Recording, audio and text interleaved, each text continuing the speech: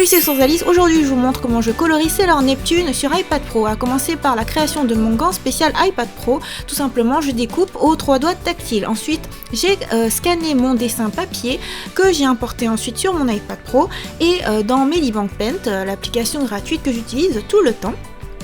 J'ai passé le calque en mode multiplié et ensuite en dessous je crée des répertoires pour pouvoir créer la couleur. Donc là je commence par le décor qui est un style un peu bleuté, un petit peu hua hua. Donc j'ai pris un pinceau cloud avec plusieurs nuances de bleu et aussi de blanc. Je viens tartiner un petit peu partout joyeusement. Ensuite je cherche le pinceau de style éclat. Et je viens mettre plein de petits kila kila. Ça fait très shoujo manga, ça fait très Sailor Moon. Tout à l'heure vous avez vu que mon doigt marchait pas, donc à un moment donné il faut que je redémarre mon iPad Pro pour que la tablette reconnaisse à la fois le stylet, l'Apple Pencil et aussi mes doigts. Donc vous allez voir ça tout simplement, c'est quand même très pratique de pouvoir utiliser non seulement le stylet mais aussi ses doigts. Je crée ensuite sur un nouveau calque la couleur des cheveux qui est verte. Sailor Neptune a les cheveux verts, c'est le vert de la mer. Et là j'utilise le pinceau aquarelle, watercolor, avec une très très faible opacité parce que ce que je veux c'est que ça transparaisse un petit peu sur le décor. Tout autour il y aura un genre de halo bleuté qui correspond au décor et puis tout en nuance, tout en légère teinte il y a sa vraie couleur de cheveux, puis le reste du corps sera avec des vrais aplats bien foncés. Donc avec plusieurs nuances de vert je viens appliquer de l'ombrage, de plus en plus de force, de plus en plus de couleurs. La source lumineuse est en haut à gauche, c'est souvent ce que je fais en fait sur mes tutos de dessin, vous commencez à avoir l'habitude. Et donc l'ombrage vient se placer plutôt vers en bas à droite. Ici c'est très intéressant de faire la colorisation parce que elle a les cheveux particulièrement ondulés, donc en fait on suit les différentes ondulations, il y a 2 niveaux d'ondulation et à partir de là ça vient déterminer l'ombrage. Donc plus ça va et plus je pars vers le foncé, le plus sombre étant vers sa nuque. C'est le plus profond, là où la lumière ne vient vraiment pas transparaître. Sachant que je vais venir appliquer une deuxième source de lumière sur la droite, qui sera bleutée. Donc on continue joyeusement. J'utilise toujours le même pinceau watercolor avec une faible opacité pour donner une impression assez délicate et pas animée, mais un peu plus proche du manga. Cela dit, c'est complètement mon style, donc si vous comparez à l'anime ou au manga, vous allez vous dire « Ah, mais c'est différent !» Bah oui, c'est le style Rosalis. Sur un nouveau calque, je viens appliquer cette fois-ci de la lumière avec du blanc. Donc je commence par déterminer les zones de lumière qui correspondent tout simplement aux parties de courbe les plus recourbées, rebombées. Avec d'abord un pinceau assez large et ensuite je viens préciser avec un pinceau plus fin. Donc là je viens détailler les mèches qui sont les plus touchées par la lumière. Et à partir de ces calques blancs, ensuite je viens changer le mode de calque avec ajouter. Donc là vous voyez je passe en mode ajouter, je diminue un petit peu l'opacité. J'aime bien en fait cet effet là. Sur Photoshop ça correspond à... Oh mais ça y est, j'ai déjà oublié, j'utilise tellement l'iPad Pro et Medibank Paint que ça y est, j'ai perdu mes réflexes MacBook. Bon, en tout cas, je vous recommande cette appli parce que c'est gratuit. Alors il y a aussi d'autres applis sur iPad, on dit Procreate, d'autres. Enfin, de toute manière, on utilise ce qu'on aime bien. Moi, au fur et à mesure, je me suis tellement habituée que je n'utilise plus que ça.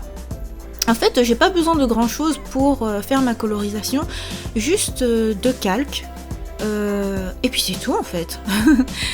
Quelques calques, mode multiplié, mode normal, mode ajouté, c'est tout ce que j'utilise. Et le reste, eh bien, c'est juste à sa propre sensibilité et au détail. Donc vous avez vu que je suis passée au calque de la peau. En fait, ce que je fais là pour ce dessin-là, c'est que pour chaque couleur, je crée un nouveau répertoire. Comme ça, c'est plus simple pour se repérer. Faut dire que je le fais pas toujours comme ça, hein. Là c'est une technique de colorisation assez rapide. Puisque je suis vraiment partie sur faire des aplats au fur et à mesure, l'un sur l'autre, et pas faire les aplats d'un seul coup, protéger et ensuite faire les ombrages. J'espère que c'est bien clair ce que je dis, hein. Enfin, comparez avec mes autres vidéos de tutoriaux et vous voyez que c'est pas tout à fait la même technique. Et là, c'est vraiment plus rapide. Mais je trouve que c'est beaucoup plus jouissif aussi, parce qu'au fur et à mesure, on voit le personnage en train de naître, en train de prendre de plus en plus de vie, de plus en plus de volume. Voilà, c'est intéressant, moi je trouve. Je passe donc à l'ombrage de la peau. Donc j'avais appliqué une couleur de peau, un peu pêche, claire, que j'avais déjà commencé à ombrer un peu en gros. Et là, je viens mettre les détails. Donc toujours en voyant bien que la lumière vient de en haut à gauche, je viens appliquer ça sur tous les détails du visage. Je trouve que le plus important c'est ça en fait, c'est détailler les volumes au niveau des yeux, du nez, de la bouche, puis bien démarquer le cou. Et puis voilà en fait l'essentiel, et puis après le reste, donc les bras, les doigts, que dire sur le doigt, rien, passez-y du temps, c'est tout. Enfin cela dit là j'y suis allée un peu vite, hein, parce que mon dessin de départ, enfin mon line art il est un peu de style jeté, de manière très très libre, donc je n'ai pas détaillé par exemple en mettant du vernis à ongles ou autre, mais peut-être que prochainement, enfin si vous le voulez, je pourrais faire ça. Là c'est vraiment un style au plus spontané possible, au plus rapide, un petit croquis en couleur. Ce qui est sympa aussi, c'est de voir comment on peut faire à partir d'un dessin papier et puis le mettre en numérique après. Je fais pas toujours ça, hein. Dernièrement vous avez vu sur mes tutoriels de dessin que je dessinais directement tout sur la tablette, y compris le line art. Cela dit, j'aime bien aussi faire un mix des deux, c'est plutôt sympa. Donc j'ai fait l'ombrage de la peau partout. Maintenant je passe à la lumière qui se passe pareil que pour les cheveux. En fait je viens créer un calque au dessus et appliquer du blanc avec d'abord un gros pinceau pour venir poser d'abord les zones de lumière, puis un pinceau plus fin pour venir mettre plus de petits détails. D'ailleurs vous avez vu que je me suis attardée sur les lèvres, j'aime bien mettre un peu un effet gloss sur les lèvres. Je viens poser ma deuxième touche de lumière bleutée sur la droite de chaque volume. Et c'est parti, maintenant on passe au blanc des yeux qui n'est jamais blanc chez moi. En fait c'est plutôt gris bleuté, et ensuite je viens ombrer ça de plus en plus pour venir mettre le volume sur l'œil en fait, pour qu'on voit bien que c'est un œil et pas juste du blanc. On passe maintenant au cœur de l'illustration. Je trouve que c'est là qu'on fait passer le plus de choses, et c'est pour ça que je vais y passer un peu plus de temps que sur le reste.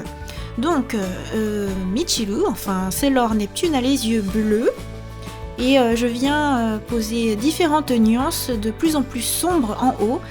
Tout simplement c'est les paupières qui viennent assombrir un petit peu l'œil. Puis on vient approfondir le regard. Je ne mets pas d'abord de noir complet, je viens mettre du bleu nuit, bleu marine, et puis je viens assombrir au fur et à mesure. Ensuite des petites bulles que je viens poser aussi au-dessus du trait noir. Donc là vous avez revu le calque qui correspondait à mon dessin de départ, et bien par-dessus j'ai posé quelques petites bulles blanches. Je repasse à nouveau en dessous du line art et je viens faire la suite de la colorisation en mettant de plus en plus de touches dans le regard, faible opacité, petits détails, mode ajouté. En fait je procède beaucoup comme ça, je viens poser des petites touches de blanc et je passe le calque en mode ajouté, je diminue la luminosité, et à force d'ajouter des couches de détails, eh bien ça vient mettre de la profondeur et mettre de la complexité dans le regard. Je termine par quelques petits rayons, j'aime bien ça. J'aurais pu le faire aussi en bleu foncé, là je choisis surtout d'y poser des touches de lumière, donc surtout des touches de blanc. Et c'est parti maintenant pour la suite de la colorisation. là, c'est ma petite fantaisie à moi, je choisis de la maquiller un tout petit peu, mais très légèrement, puisque dans la version originale, elle n'a pas spécialement de fard à paupières, donc j'ai apposé un tout petit peu de bleu. Et maintenant, je viens détailler ses lèvres, donc assombrir la lèvre supérieure, mettre des détails, un genre de plissage, parce que la lèvre inférieure en particulier est un peu pulpeuse, mais en même temps, c'est pas complètement lisse. Donc je sais pas, regardez vos propres lèvres, je trouve qu'il y a un effet un peu plissé, donc c'est ce que j'ai voulu matérialiser avec mes petits rayons. On passe maintenant à la suite, au body qui est blanc. Donc là, je viens faire l'aplat. D'abord, vous avez vu que c'était un watercolor avec opacité à 100% au départ, avec un contour assez marqué.